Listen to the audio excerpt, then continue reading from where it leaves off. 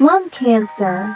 Lung cancer, also known as lung carcinoma, is a malignant tumor that begins in the lung.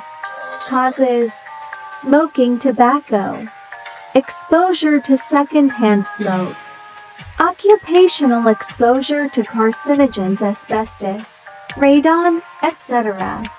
Genetic predisposition, air pollution and environmental factors. Symptoms: persistent cough, shortness of breath, chest pain, unexplained weight loss, fatigue and weakness. Treatment: surgery for tumor removal, radiation therapy to target cancer cells, chemotherapy to destroy cancer cells, immunotherapy to boost the body's immune response, targeted therapy to interfere with specific cancer-related molecules. Active smoking.